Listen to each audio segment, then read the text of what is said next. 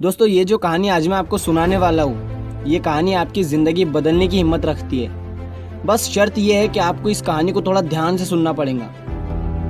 तो कहानी है एक हिरन की। एक बार एक हिरन जंगल में पानी की तलाश में घूम रही थी, भटक रही थी इधर से उधर। बहुत प्यास लगी थी उस हिरन को, बहुत देर से भटक रही थी पानी की तलाश में, लेकिन उसे पानी कहीं पर भी नहीं मिल रहा था।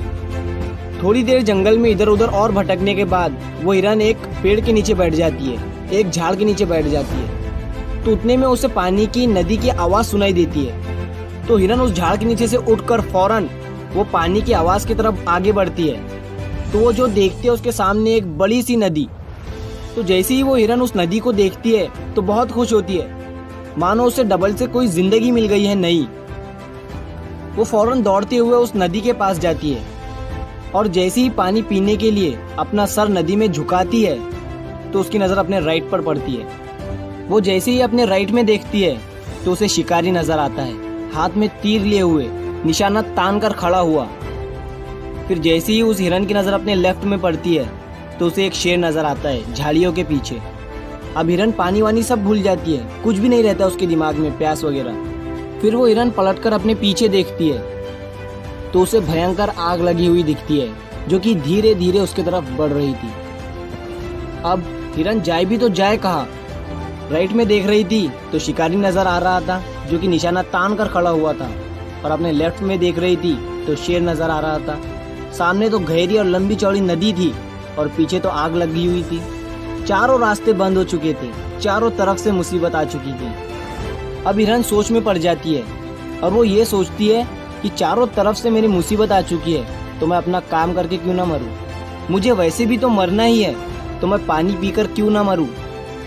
तो वो हिरन अपना पानी पीने में लग जाती है। लेकिन थोड़ी ही देर के बाद जैसे ही वो हिरन पानी पी रही थी तो उतनी ही देर में ऊपर से काले बादल छा जाते हैं और उन बादलों से बारिश होने लगती है। तो जो आग थी पीछे की लगी हुई वो पानी से बुझ जाती है और पानी के कारण शिकारी का निशाना चुक कर शेर को लग जाता है और शेर की नज़र पड़ती है सीधा शिकारी पर। तो शेर शिकारी के पीछे लग जाता है। तो जैसे ही हिरन को पता चलता है, जैसे ही हिरन पानी पीने के बाद अपना सर ऊपर उठाती है तो वो अपने राइट में देखती है, उसे शिकारी कहीं पर भी नज़र नहीं आता है। वो अपने लेफ्ट में देखती है, उसे शेर भी नज़र नहीं आता है। वो अपने पीछे मुड़कर देखती है तो जो आग थी वो बुझी हुई दिखती है। मोरल ऑफ द स्टोरी, मेरे दोस्तों, इस कहानी से हमें ये सीख मिलती है कि इंसान की ज़िंदगी में भी प्रॉब्लम आती नहीं है, और जब आती है तो चारों तरफ से आती है, जिस कारण हर इंसान डर जाता है, घबरा जाता है अपनी इन प्रॉब्लम से। तो आपको क्या करना है ऐसी सिचुएशन में? आपको नहीं डरना है और नहीं घबराना है, बस शांति से 2 मिनट के लिए सोचना है। हिरन के पास भी बहुत सारे ऑप्शन थे। हिरन भी ये सारी सिचुएशन को देखने के बाद या तो पानी में छलांग लगा सकती थी या फिर इधर उधर भाग सकती थी, लेकिन उसने शांति से सोचा और वो अपने काम पर लगी रही। वो पानी पीने आई थी और वो पानी पीने लगी।